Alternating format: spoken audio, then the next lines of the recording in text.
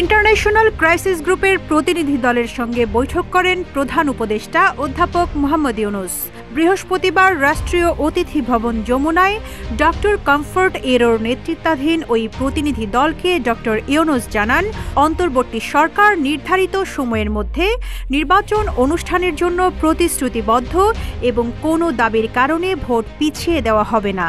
রাজনৈতিক দল আওয়ামী লীগ নিষিদ্ধ ইস্যুতে অন্তর্বর্তী সরকারের পরিকল্পনাও জানালেন ডক্টর ইউনূস।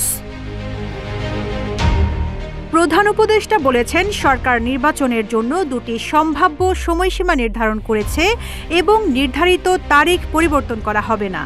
এ বিষয়ে ব্যাখ্যা করে তিনি বলেন, যদি রাজনৈতিক দলগুলো নির্বাচনের আগে সীমিত সংখ্যক সংস্কার চায় তাহলে নির্বাচন এই বছরের ডিসেম্বরে অনুষ্ঠিত হবে, আর যদি বৃহত্তর সংস্কার প্রক্রিয়ার প্রয়োজন হয় তাহলে আগামী বছরের জুনের মধ্যে নির্বাচন অনুষ্ঠিত হবে। তিনি আরও বলেন, নির্বাচনের তারিখ পরিবর্তনের কোনো কারণ নেই।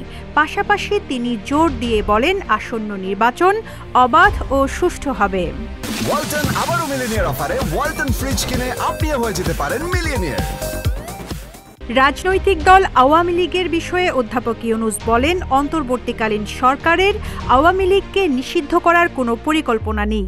তবে দলের যেসব নেতার বিরুদ্ধে হত্যা ও মানবতাবিরোধী অপরাধ সহ অন্যান্য অপরাধের অভিযোগ রয়েছে তাদের বাংলাদেশের আদালতে বিচার করা হবে।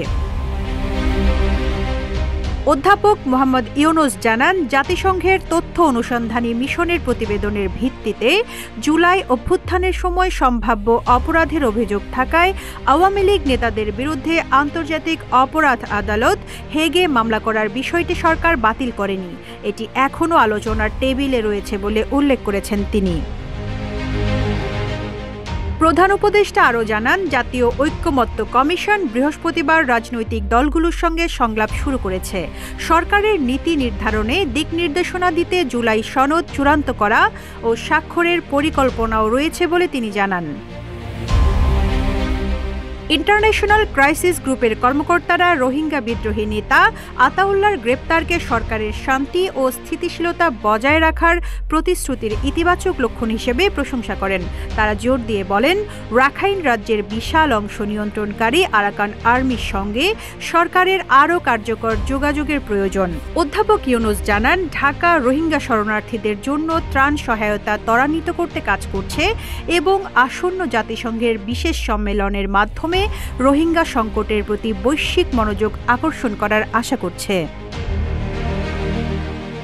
ডক্টর কমফোর্ট এরো ইন্টারন্যাশনাল ক্রাইসিস গ্রুপের পক্ষ থেকে বাংলাদেশ ও অন্তর্বর্তীকালীন সরকারের বিরুদ্ধে অপতথ্য ছড়ানোর মোকাবিলায় সহায়তার আশ্বাস দেন। অধ্যাপক ডক্টর ইউনূস ভারতের সঙ্গে বাংলাদেশের শক্তিশালী সম্পর্ক গড়ে তোলার আকাঙ্ক্ষার কথা জানান। তবে তিনি দুঃখ প্রকাশ করে বলেন, বাংলাদেশ বিরোধী অপতথ্য প্রচারের একটি বড় অংশ ভারতীয় গণমাধ্যম থেকেই আসছে। রিজওয়ানা রিন্তি, ইত্তেফাক।